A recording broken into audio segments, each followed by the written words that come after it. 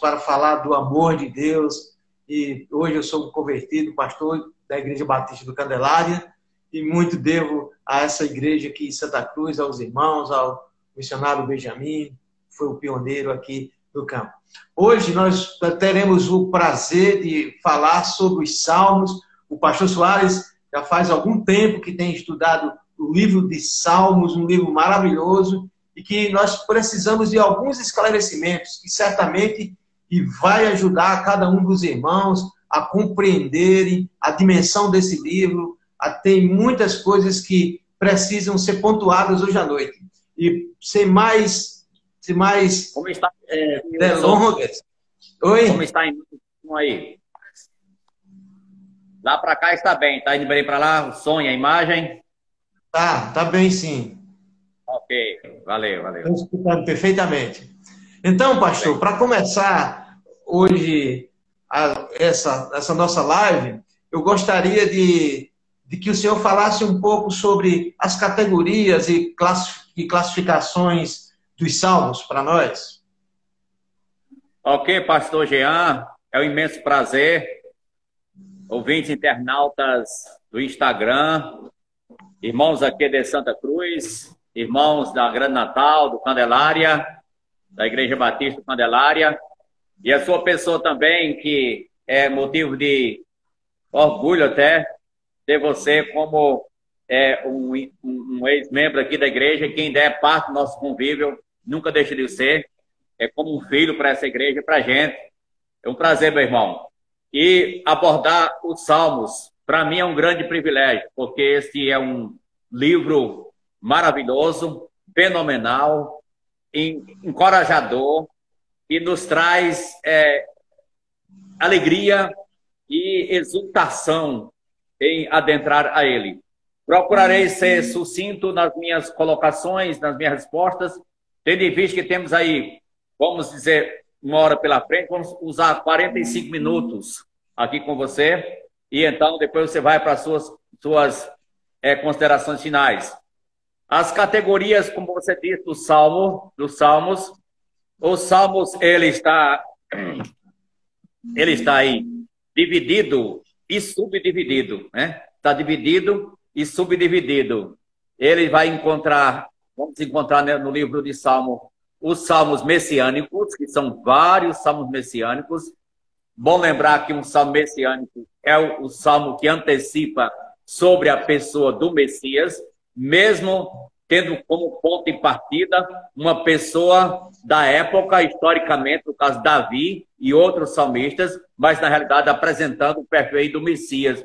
Tanto nesse Salmo messiânico tem duas ênfases: o Messias sofredor e o Messias glorioso, como rei que virá na sua vinda em humilhação e na sua volta em exaltação. Ele é rei, ele é rei. Bom, e nessa parte nós temos do Salmo messiânico cerca de 20 salmos messiânicos, dos quais eu abordei uma boa parte durante o ano 2018, nossas preleções aqui nos cultos dominicais. Portanto, vem aí logo também, dentro das categorias, os salmos de ascensão. O salmo de ascensão tem várias palavras para essa ascensão. São salmos de peregrinação, são cânticos de romagem, são cânticos dos degraus, mesma coisa, e de ascensão porque era subindo para Jerusalém. Alegrei-me quando me disseram, vamos à casa do Senhor. É um salmo de ascensão, de ir para Jerusalém, para a celebração das festas judaicas, que eram 7 solenidades que aconteciam lá em Israel durante todo o ano, nas quais todo homem 3 vezes teria que comparecer perante o Senhor, e não de mãos vazias, mas essas 3 vezes que eles compareciam, 3 vezes, participavam de 7 solenidades. Por exemplo, o Salmo de número 121, eleva os olhos para os montes, de onde me virá o socorro, meu socorro vem do Senhor. É salmo de peregrinação, de romagem, que eles iam para Jerusalém, deixavam as suas cidades, iam expostos a perigos na estrada, a ladrões, salteadores, a feras, uma distância longínqua, levando animais para o sacrifício, ou então tinha que comprar quando chegar lá, levando as provisões, e ele ficava aquela expectativa, como vai ser nossa viagem, e os perigos, mas eu levo os olhos para os montes, eu vejo o Senhor que nos guardará a saída e a entrada, desde agora e para sempre. Esse salmo de peregrinação são do Salmo 120 até o Salmo 134, são cantos de romagem, 120, 134. Por que chamamos também de degrau? Porque era subir os degraus e cantando esse salmo. Era utilizado dessa forma. Mas também tem os salmos de os imprecatórios. O salmo imprecatório é aquele quando o salmista faz uma reclamação. O Salmo 3, por exemplo, Salmo 3, aqui, diz assim: levanta-te, Senhor, salva-me, ó Deus, Deus meu, pois feres nos queixos a todos os meus inimigos, e aos ímpios quebra os dentes. Está aqui mandando, pedindo para Deus quebrar os dentes do camarada, quebrar os queixos do seu adversário. Aí o irmão leu esse salmo aqui numa reunião com os homens. Aí um irmãozinho bem em cima disse: irmão, por que tem que quebrar o queixo? Eu não sei, eu estou mandando quebrar o queixo. Salmos imprecatórios, falaremos um pouco sobre isso depois. Mas também tem os cânticos, os louvores, tem o Halel de aleluia, que vai do Salmo 112 ao 118. São os cânticos de aleluia, o Halel, que é H-A-L-L. Então, Halel. Então, são assim as divisões que nos ajudam, porque nos Salmos, Deus escuta o seu povo, né? Nos profetas, Deus fala ao seu povo, mas nos Salmos, Deus permite o povo falar, deixar suas queixas, fazer sua expressão de sentimento perante Ele. Amém? Amém. Pastor, eu queria que o senhor falasse um pouco sobre o Salmo 91. Por quê? Eu percebo que muitos pregadores e até muitas pessoas não entendem o Salmo 91 do modo que é para entender. Por exemplo, assim, é o salmo preferido de muitas pessoas, que abrem até a Bíblia, deixa lá aberto no Salmo 91. Aí no Salmo 91 tem muitas promessas. Tem, por exemplo, eu vou ler aqui, está dizendo aqui que não vai tropeçar em alguma pedra, está dizendo que Deus vai livrar de todo mal, está dizendo que vai ter longevidade de vida. E não é bem assim. Pessoas morreram, né, decapitadas, outros morreram de doença cedo. Então, como aplicar esse salmo, entender esse salmo para a atualidade de maneira correta? E qual a relação, são duas perguntas, e qual a relação desse salmo com Gênesis 3,15? Qual é essa interlocução desse salmo com esse texto? E eu queria que o senhor pontuasse alguma coisa sobre o que eu falei. Ok. A partir desse texto citado, Gênesis 3,15, que é o proto-evangelho, quer dizer, o evangelho de uma forma aí ainda embrionária, é onde Deus disse: porém, inimizade entre ti e a mulher, entre a tua descendência e o seu descendente, este ferirá a cabeça, tu lhe ferirás o calcanhar. E note que o Salmo 91 está falando sobre essa parte da serpente, né? Da serpente que Deus vai punir. É bom a gente voltar para lá, Salmo 91. Em muitas casas, como você disse, tem essa página amarela, de tanto ficar aberta e empoeirada, né? Amarela e empoeirada. Aqui, no Salmo 91, calcarás aos pés o leãozinho e a serpente, porque a mim se apegou com amor. Na realidade, esse salmo é utilizado, como eu disse, em muitas casas como um amuleto de proteção. E alguém pode pegar num papel, botar no bolso para proteger ou amarrar no pescoço também. Não é essa a maneira do salmo. É uma forma totalmente errônea.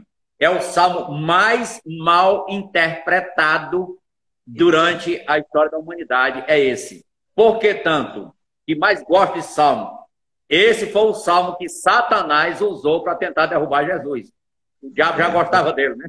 Satanás usou para tentar derrubar Jesus. Note que ele usou várias, em vez de contra Jesus, usando o Salmo 91. É tanto que Jesus diz: não tentarás ao Senhor teu Deus, né? Não tentarás ao Senhor teu Deus. Bem, mostrando assim o cuidado que deve ter nessa área. Esse salmo não diz respeito a mim nem a você, nem a ninguém outrem. Esse salmo diz respeito a quem? O verso 1. O que habita no esconderijo do Altíssimo descansa à sombra do Onipotente. O que? Não está falando que é você, nem eu, mas está falando de uma pessoa. De uma pessoa. Outra versão diz aquele que habita. Já especificou mais, né? Aquele que habita. Aqui fala de Jesus. O salmo fala sobre Jesus. Ele tinha uma meta a cumprir, uma tarefa a realizar, a obra da redenção na cruz. Nada o tiraria de prumo. Podia cair 1000 à sua direita, à esquerda, ele não seria atingido, ninguém ia jogar ele em cima de um barranco embaixo, porque não era tipo de morte. Ele não era atingido por uma bala perdida, porque diz, não temerás o espanto noturno, nem a seta que voa de dia. A seta noturna é mais fácil livrar dela, que ela tem uma tocha. A seta de dia é perigosa, ninguém vê. Mas nunca uma bala perdida iria pegar Jesus, ou uma flecha iria pegar Jesus, porque ele veio para ter morte de cruz. Então o salmo é estritamente sobre a pessoa do nosso Senhor Jesus Cristo. E não para alguém pegar como promessa. Vai dar tudo certo para você, viu? Eu quero ao teu lado, você vai vencer. O camarada em pecado, o camarada andando no pecado, faz uma vida breguessa e o camarada mandando promessa para ele. Não, não faça isso não, porque não fala sobre essa pessoa não. É sobre Jesus. Agora, tem aplicação? Tem. Tem. Qual aplicação? Se Deus tem para você, pastor Jean, um plano como para mim, o mundo pode virar. Não foi com Jesus? João Batista, por exemplo. Esse salmo não fala nem sobre João Batista, porque João Batista era um homem íntegro, fiel a Deus, mas morreu decapitado. Mas só no tempo certo. Jamais antes, nunca antes, no tempo certo, ele cumpriu a missão. Eu os disse aos irmãos, parou porque tua missão já concluiu, então prepara, aciona aí o plano funerário, tu vai já. Porque quando completa a missão, Deus permite, como foi a João Batista e outros, a sua partida. Então, esteja em atividade, mas podemos confiar que assim como Deus tem um plano para com Cristo e cumpriu-se, também Ele pode abençoar, claro, por aplicação a gente e nos guardar. Mas não é uma promessa específica para nós. Era específico sobre Jesus, é um salmo messiânico. Ok? Amém. Amém. Pastor, a título de curiosidade, o canto hebraico mais antigo é o Salmo 37,5. Até hoje eles cantam, que é entrega o teu caminho ao Senhor e Ele tudo fará. Eu não vou cantar em hebraico porque eu não sei cantar nem em português. Mas os salmos eu noto que até algumas pessoas dizem, não, tem muita música nos salmos. Né? E eu queria que o senhor me tirasse pudesse falar um pouquinho dessa relação dos salmos com a música. Parece-me que até Jesus cantou um salmo, é verdade isso? Fala um pouco dessa relação, música nos salmos, se Jesus cantou realmente o salmo ou não. Ok, o 34, foi 34 você citou ou 37? 37? Eu citei o 37. Na realidade, é um salmo antigo, mas não é o mais antigo. Sabe qual é o mais antigo? Vou dizer daqui a pouco, mas não é agora não. Mas ele é antigo também, antigo também. Não, eu digo que o povo hebreu, ele canta esse salmo aqui. É antigo, claro. É do século antes de Cristo, né? Antes de Cristo, né? 1000 anos antes de Cristo, né? Bom, nós queremos lembrar que há, assim, o salmo, ele é chamado, sabe qual é o nome do salmo? É saltério. É o saltério. E o saltério é musicado, é música. Infelizmente, nós não temos isso hoje, a partitura do salmo, né? Teve um reformador que fez isso, não foi? João Calvino fez isso, mas isso perdeu-se, né? Tinha o salmo cantado, cifrado e tudo. Mas, na realidade, os salmos são músicas, os salmos são poesias, os salmos está dentro desse contexto. Os 5 livros poéticos, a gente tem 5 livros poéticos, mas não tem só 5 livros poéticos, não. E Lamentações também é poético. Agora, como está lá depois de Jeremias, ficou separado, mas que também é poético lá. Mas conta só os 5, porque lá está ligado a Jeremias. E então, aí a gente pode ver o valor que tem a música na Bíblia, a poesia na Bíblia, os cânticos na Bíblia. Deus, a Ele toda honra e toda glória, todo louvor e toda adoração. Por isso Deus colocou 5 livros de poesia. E além desses 5 livros de poesia, ainda tem muitas poesias dentro da Bíblia que não é essa parte dos 5 livros. Muitas poesias. Nós cantamos poesia.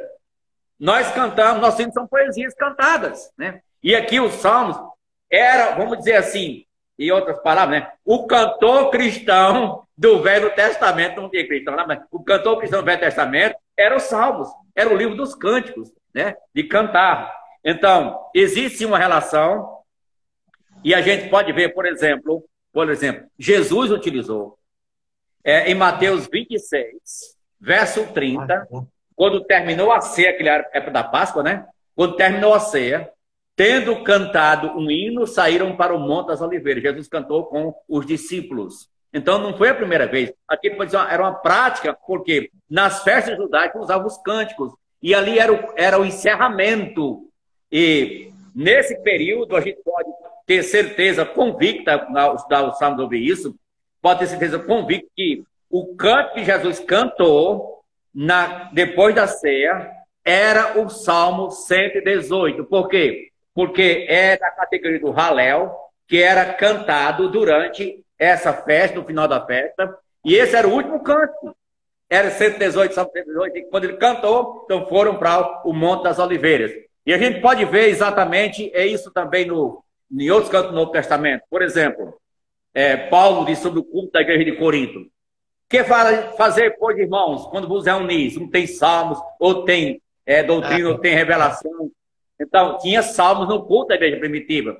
A gente encontra em Atos capítulo 4, aqui, por exemplo. Atos 4, eu vou só mostrar aqui, não vou ler o texto que é grande, mas capítulo 4, a partir do verso de número 23. A igreja em oração, e vai até o 31. Quando eles oraram, tremeu o lugar onde estavam reunidos. Tremeu o lugar. E aqui diz o quê? Ouvindo isto, unânimes levantaram a voz a Deus e disseram: Tu, soberano Senhor. Os irmãos aqui, ao ouvir um relatório, ficaram tão entusiasmados, empolgados, que eles levantaram, oraram tudo de uma vez. Percebeu isso aqui antes? Oraram tudo de uma vez, com uma voz só. Parece um culto pentecostal, não parece? Mas eu quero saber. Sabe o que é isso aqui? Não era um culto pentecostal. Era um culto avivado, sim. Aqui, eles estavam recitando um salmo.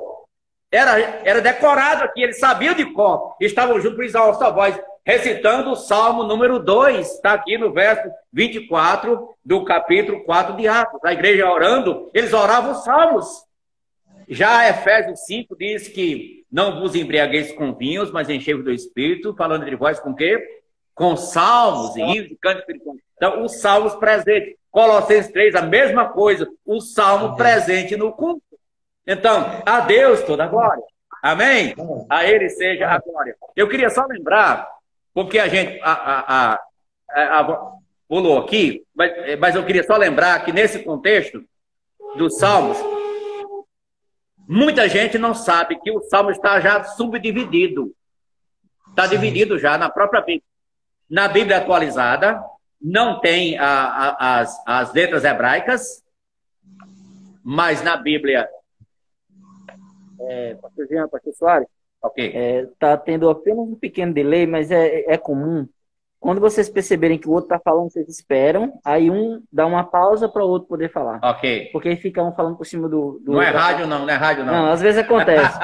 É quando o pastor Soares terminar, o pastor Jean fala. É quando o pastor Jean estiver falando, o pastor espera um pouquinho. Tem sempre um tempinho, alguns segundos de espera. É uma dica boa que o nosso técnico está dando aqui. Estamos falando muito perto do outro. Quando terminar, espere um pouco para o outro continuar. Foi Gene Cássia que mandou avisar. Foi a esposa dele que viu. Pode haver mais que homem isso aí. Obrigado, obrigado. Então, note, o Salmo de 1 a 41 é o primeiro livro de Salmos em algarismo romano, número 1. O Salmo 42 a 72 é o segundo livro de Salmos. O Salmo 73 a 89 é o terceiro livro de Salmos. O Salmo 90 a 106 é o quarto livro. E o quinto livro de 107 a 150. E uma coisa que eu achei altamente importante, está dentro do contexto, é que cada um termina com um versículo-chave, que diz amém, aleluia. Diz duas vezes, amém, me parece que era Batista, né? Amém e amém. Todos os versos, verso 13, 19, 52, 48 e o verso 6. O 150 é o único que não diz, porque já é fechando exatamente o motivo exatamente do louvor e da adoração. Então, como é maravilhoso saber que em toda a Bíblia, em toda a história até do cristianismo, o salmo tem o seu espaço. Amém? Pastor, eu queria que o senhor falasse um pouco de um salmo que é considerado o maior salmo da Bíblia. E tem algumas versões que tem umas letras, né, algumas palavras em hebraico para indicar alguma coisa, que é o Salmo 119. Por que ele é tão grande assim? Né, e como é a estrutura desse Salmo 119? Ajuda as pessoas a compreender melhor. Sabe por que o Salmo 19 é tão grande? É o maior. É o maior. Qual é o assunto dele? A palavra. A palavra. Então, é o salmo que trata sobre a própria Bíblia com nomenclaturas diferentes. As leis, os preceitos, os juízos, os estatutos. Note, todo o verso vai estar exatamente presente sobre a Bíblia. Então, sendo o salmo que fala sobre a Bíblia, deve ser o maior. Deve ser o maior, porque a Bíblia é fantástica, é muito vasta, e esse salmo está resumindo nesses 176 versículos. E é interessante lembrar que, nesse contexto, eu ouvi um preletor dizer uma coisa interessante. Ele, pesquisando, disse que viu informações que esse salmo foi utilizado muito como uma cartilha de alfabetização. Já pensou? Uma cartilha como? Para a criança hebraica aprender. Repetindo, que esse salmo ele é sobre o alfabeto hebraico, né? Ele vai estar embasado no alfabeto hebraico. O alfabeto hebraico, você sabe que são só consoantes, esse antigo, né? Era só consoantes, já pensou? Complicação para a gente. Só consoantes. Então, mas eram 22 letras que eram repetidas. Você nota, nessa Bíblia aqui, eu tenho uma Bíblia de estudo profético, ela é a versão que tem essa divisória. A minha aqui atualizada também tem, mas sendo em negrito os parágrafos onde tem de um para outro. Ou de 8 em 8 há uma divisão. Pode observar. Aqui, o Salmo 119, nessa Bíblia aqui, ó.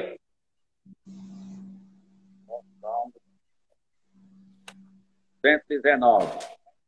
Só para mostrar aqui, vou tentar mostrar aqui na frente para... aqui. Olha. Tá aqui. Começa com Aleph.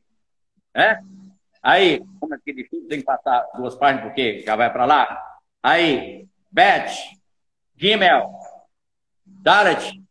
Então, de 8 em 8 tem uma letra do alfabeto.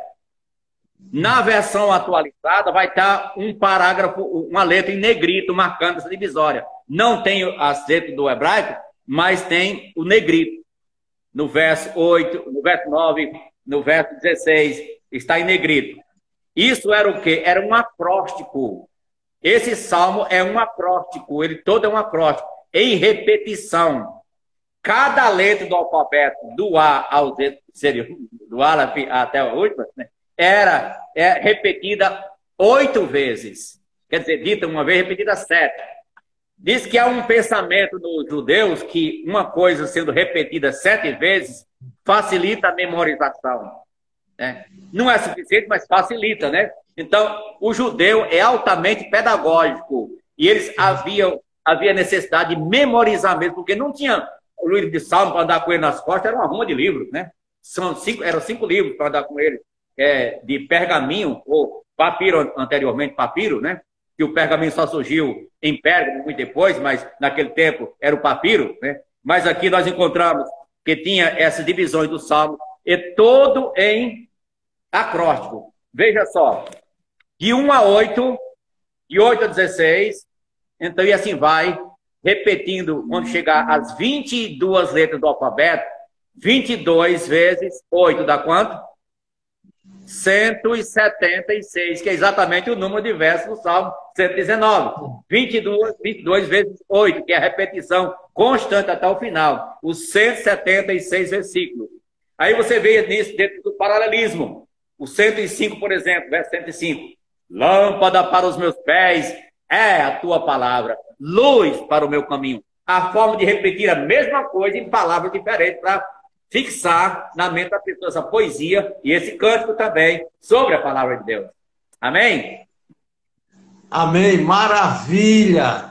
Oh, a palavra de Deus é fantástica, né? Ensina até as técnicas pedagógicas. Que maravilha! Pastor, é verdade. Tem um salmo, um texto, eu não vou ler o salmo inteiro, mas tem um texto no Salmo 90, o versículo 10, que diz assim, o texto diz, os dias da nossa vida sobem a 70 anos, ou em havendo vigor a 80. Nesse caso, o melhor deles é canseiro e enfado, porque tudo passa rapidamente e nós voamos. Mas esse salmo, se a gente for pegar e for entender ele assim, sem uma explicação, acaba entrando em confusão, porque eu conheço gente com mais de 80 anos que ainda tem vigor. O próprio Moisés morreu com mais de 100 anos. Então, como explicar esse salmo para as pessoas e esse texto? Porque as pessoas, quando vão pregar, eu já vi muitos pregadores dizer assim, não, é só depois que passar de 70 é lucro. A Bíblia só diz até 70. Então, como é que o senhor vê essa questão? Máximo 80. 80. Ok, pastor Jean, é pertinente a sua colocação. Eu já vi pastores cometer esse erro. E foi até um pastor bem mais velho que eu, e depois eu cheguei, comecei com ele assim, e ele caiu a ficha, porque eu disse, irmão, você disse que esse salmo está estabelecendo a estimativa de vida, o tempo que a pessoa deve viver. E se morrer uma pessoa, se eu fazer a solenidade fúnebre, o camarada tem 90 anos. Ou, como é o pai do irmão Francisco, tem 104 anos. Ainda bem. O que você vai dizer? Lendo esse salmo. Então, na realidade, esse salmo está bulindo a expectativa de vida da pessoa, de faixa etária de idade, até onde vai. Esse salmo é específico. Agora chegou o momento de falar. Esse é o salmo mais antigo. É o salmo mais antigo, é esse. Mais antigo porque nas descobertas arqueológicas, eu aproveito aqui o pastor Geraldo Nilman, né? Quando ele esteve aqui em Santo Cruz conversando sobre isso, ele disse que a arqueologia mostra isso, que esse é o salmo mais antigo. Quando Moisés estava no deserto de Midian, na sua segunda etapa de 40. Quem escreveu o salmo teve a primeira etapa de 40, a segunda de 40 e a terceira de 40, 120 anos. Então não era para se acabar com 80, né, no caso. Mas ele viveu 120 anos. Então, ele lá no deserto de Midian, pastoreando e orando a Deus, lembrando do seu povo. Ó Deus, eu saí de lá, o Senhor viu como está o nosso povo, meu povo, o teu povo, Senhor, sofrendo, escravo, trabalhando tanto a morrer que não passa de 70 anos. De 70 para canseiro e enfado. Era a vida de escravidão que o povo levava no Egito durante aquele tempo. E Moisés, vendo isso, aí Deus aparece num WhatsApp. Vai lá, Moisés, buscar aquele povo.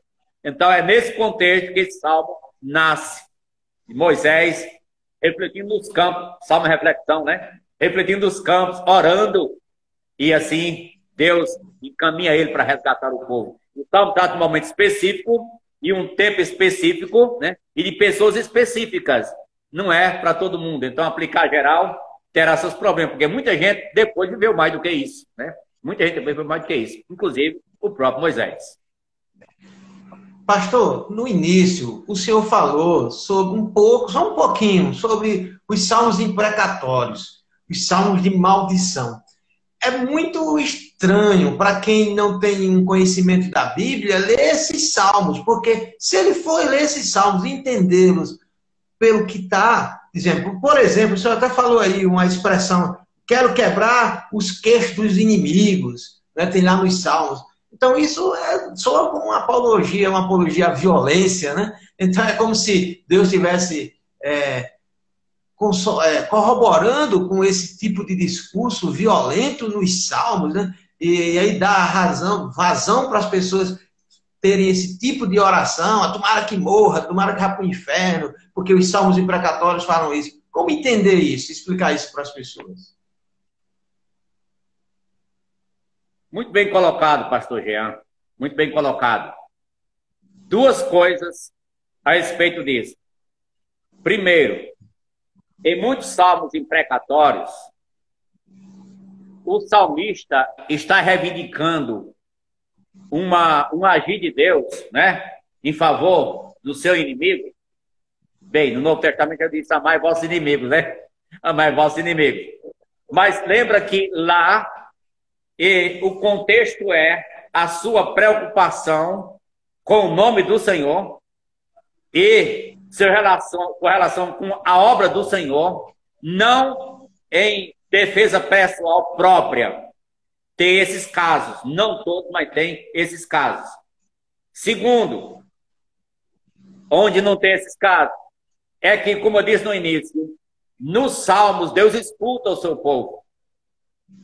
E Ele quer que o seu povo seja sincero, transparente, expresse o que está dentro do seu coração.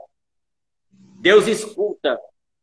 Pode ter coisas certas ou erradas, mas Deus está pronto a ouvir e analisar. Deus está pronto a ouvir e analisar. Então, note, isso leva-nos a pensar com mais seriedade nossas orações. A nossa oração.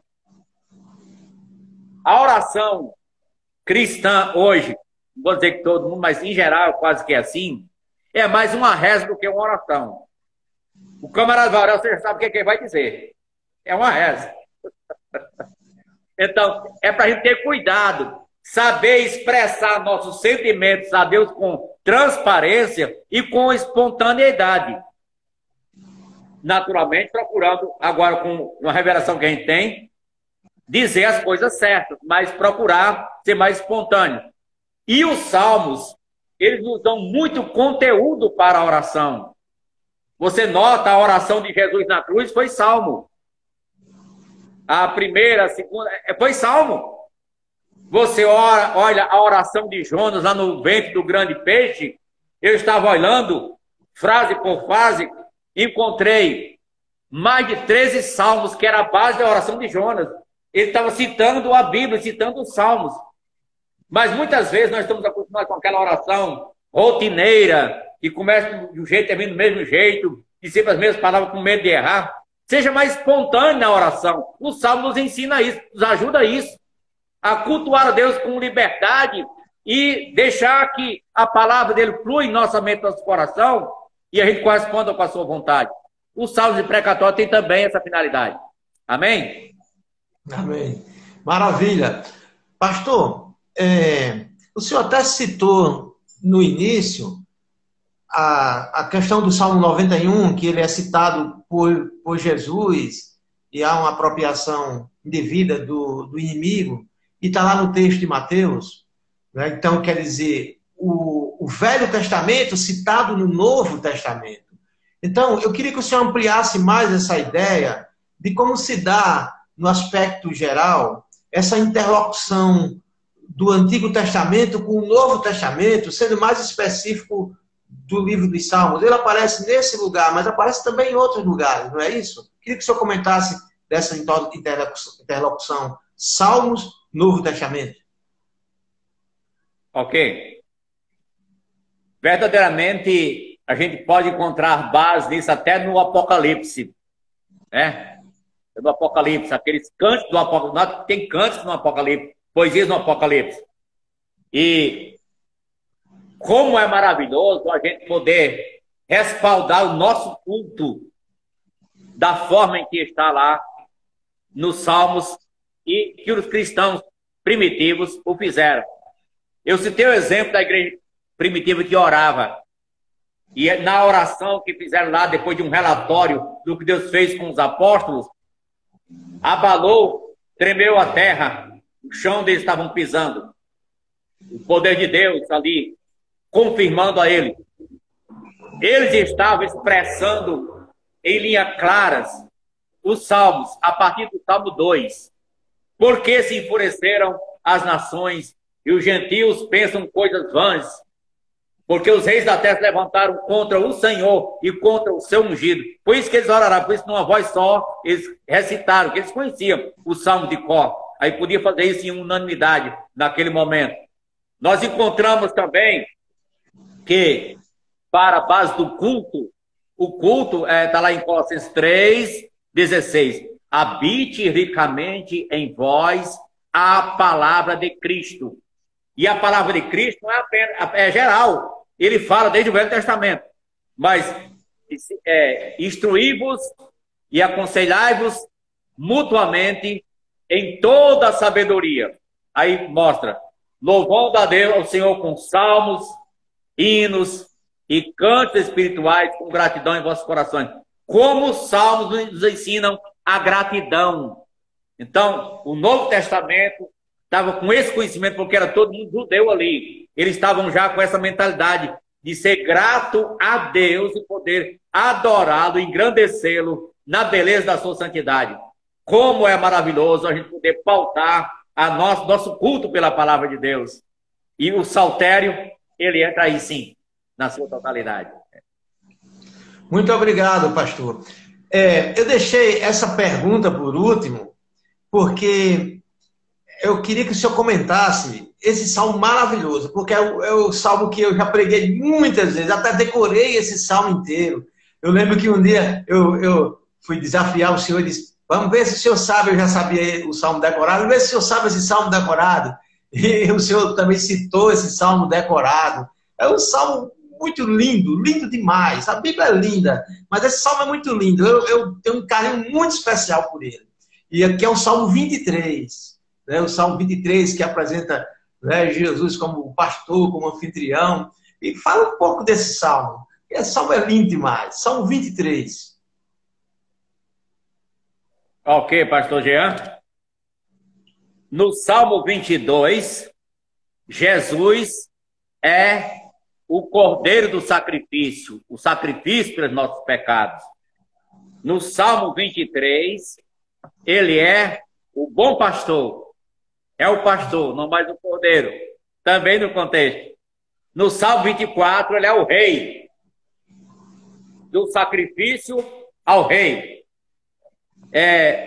O Salmo 23, o Senhor é o meu pastor, nada me faltará. Quem está com a Bíblia aberta, olhe lá qual é a palavra Senhor. Como é que está na sua Bíblia aí? O Senhor. Como é que está aí? Eu creio que ela está toda em maiúscula, né? Toda em maiúscula. Vai ter algum lugar nos Salmos que não vai estar em maiúsculo. Mas aqui vai ter um lugar que é só a primeira letra em maiúscula. Mas aqui é todo em maiúscula. Isso vai encontrar em vários lugares no Salmo. Salmo 46 também. Vários outros. O Senhor está o nome todo com letras maiúsculas. Esse Senhor aqui é o Senhor, vamos para nossa compreensão melhor, é aquele Senhor que ele existe independentemente se eu creia ou não, se eu acredito ou não, se ele faz para mim ou não, ele é. Tem até um canto, né? Se ele fizer, ele é. Se ele não fizer, ele é, né? Uma coisa assim, um canto assim que eu já ouvi, né? Ele é Deus, ele é Deus. Então, esse Senhor aqui, a palavra lá, o L, pega assim, ó. De eternidade a eternidade. Ele é Deus, ele é Deus. Independentemente do que está acontecendo comigo. Ele é Deus. Esse tempo de coronavírus, o Senhor é Deus. Independentemente de quem foi afetado, de quem morreu, o Senhor é Deus. É o Senhor todo em maiúscula aqui para a glória de Deus. Então, interessante lembrar que esse Senhor deve ser adorado. Esse salmo é um testemunho, irmão. Pode observar, do começo ao fim, Davi dando testemunho o que o Senhor é para ele. É um testemunho em adoração que ele está dando sobre o Senhor. Então, ele deve ser adorado pelo que ele é, mas ele deve ser louvado pelo que ele faz também, né? Pelo que ele faz. Então, cada palavra desse salmo é peculiar. Note só no início aí, o singularidade, Senhor, soberania, é, presente, não será, mas já é, o meu, pessoal, individualmente, o único, não tem outro, meu, individual, não apenas meu pai e minha mãe, mas meu individualmente, pastor, que guia, que conduz. E eu fiz uma abordagem desse salmo do ponto de vista profético, eu fiquei empolgado com a mensagem. Eu fiquei altamente abençoado com a mensagem. O Salmo 23, do ponto de vista profético, como Deus foi o pastor de Israel lá no Egito, chamou Jacó, depois conduz Jacó, conduzindo na trajetória da história do seu povo, livrando, guardando, ao ponto de hoje existir esse povo, Israel, que dele veio o nosso Salvador, o Senhor Jesus, nosso bom pastor, nosso único e soberano pastor. Então, eu recomendo, os médicos recomendam esse salmo como terapia. Memorizar, deleitar nele, refletir nesse salmo. Salmo 23. O doutor Francisco Xavier Torres, clínica aqui em Santa Cruz, na receita dele lá embaixo tem Salmo 23, o Senhor é meu pastor, nada me faltará. Vários médicos no mundo usam esse salmo como terapia. E alguém recomenda para quem faz aquela quimioterapia, está mastigando esse salmo, deleitando nele. É maravilhoso. Amém? Amém. Que maravilha, que salmo. A Bíblia é demais, a Bíblia é demais. A gente passa o dia todinho só no Salmo 23. Obrigado, pastor, muito obrigado. A gente precisa, nesse tempo de pandemia, ou não pandemia, nós precisamos nos alimentar da palavra de Deus, dos salmos, da Bíblia inteira, porque a Bíblia é a fonte inesgotável, a Bíblia é tudo para a nossa vida. Por isso que fazia muita diferença na vida desses homens que escreveram os salmos. Meu querido, quero agradecer imensamente por ter contribuído muito para todos nós que estamos aqui ligados e que outros que vão escutar também. Que Deus abençoe muito, muito a sua vida. Louva a Deus pela sua vida, pelo pastor que o senhor é. Mas eu queria, finalmente, deixar um pouquinho de tempo para que o senhor pudesse fazer as suas considerações finais. E aí a gente vai terminar essa live, se Deus quiser. Ok. Eu agradeço, pastor Jean, aos nossos internautas. Temos muita gente, né? Graças a Deus. Tanto aqui de Santa Cruz como de fora. Agradeço a atenção que vocês estão dando à palavra de Deus, né? Às vezes a pessoa grava um vídeo e diz, espero que vocês gostaram. Eu não espero que ninguém goste do que eu faço, não. Eu espero que vocês levem a Deus a sério. A sério. Então, naturalmente, pode ter com consequência, vai gostar também do que eu fiz, mas a priori não seria isso.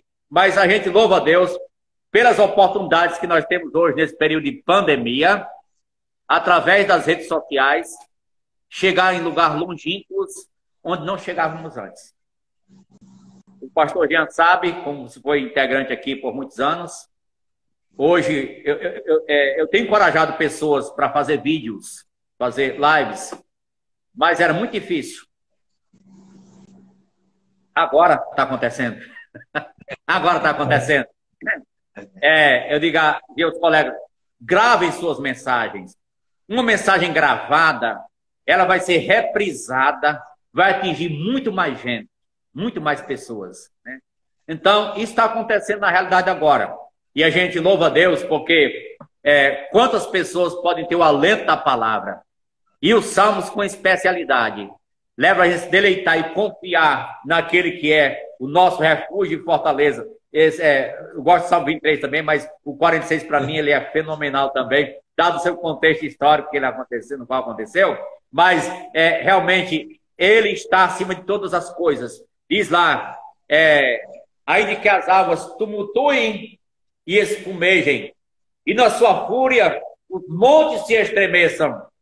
há um rio cuja correntes alegram a cidade de Deus, o santuário das moradas do Altíssimo. Deus está no meio dela, jamais será abalada. Deus ajudará desde a antemanhã. Então está mostrando aí o cenário do mundo daquela época. Lá fora, em Jerusalém, estava o rei Sinaqueribe da Síria, 6 meses atacando a cidade, mas ainda tinha um rio lá dentro que jorrava.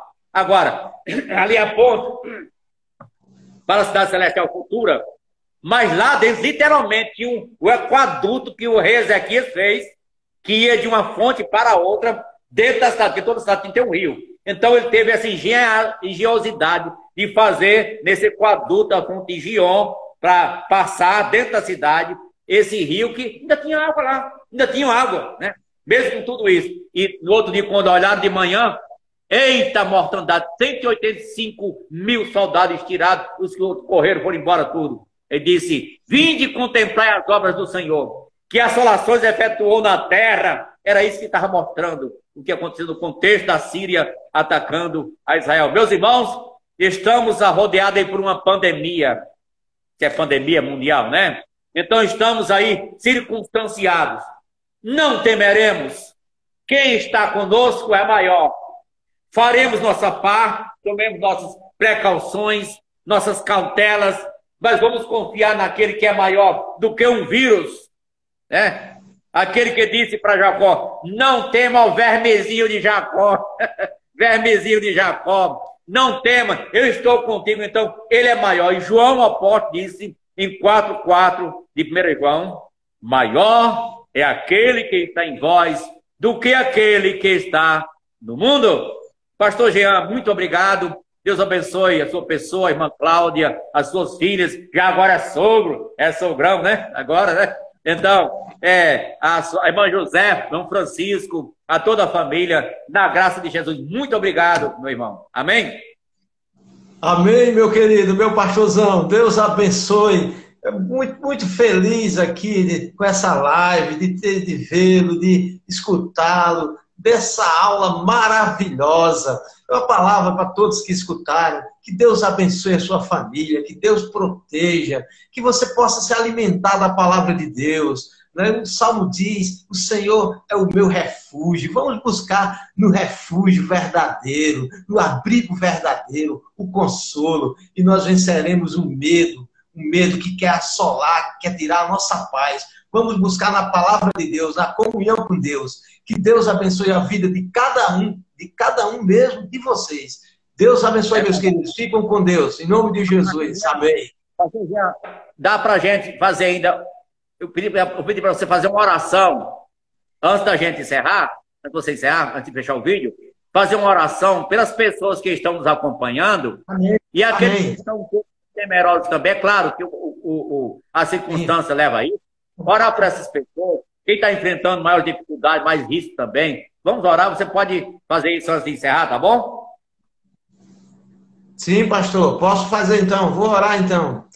Pai querido, muito obrigado, meu Deus, pela vida do pastor Soares, pela vida da sua família, da sua linda família, da irmã Filomena, de Quezinha, de Jonatas, por essa amada igreja de Santa Cruz. Mas eu quero te rogar agora, Pai, clamar ao Senhor pela cidade de Santa Cruz, pelo Nordeste, pelo Brasil, por Natal, pelo mundo. Pai, traz consolo às pessoas que perderam seus familiares. Protege cada um de nós, nos ajuda, meu Pai, a voltarmos para o Senhor, para confiarmos verdadeiramente no Senhor, porque o Senhor é o dono de nossa vida, porque é o Senhor que toma conta de nós, porque o Senhor é o dono da história, porque o Senhor pode nos ajudar, nos fortalecer, o Pai, nesse momento de dificuldade. Consola o coração de cada um, que cada um possa buscar no Senhor a fortaleza, o consolo, e o amor e a atenção necessária. Muito obrigado, meu Deus, por tudo. Em nome de Jesus. Amém. Deus abençoe, queridos. Ficam na paz de Jesus. Amém. Pode encerrar aqui? Vamos falar.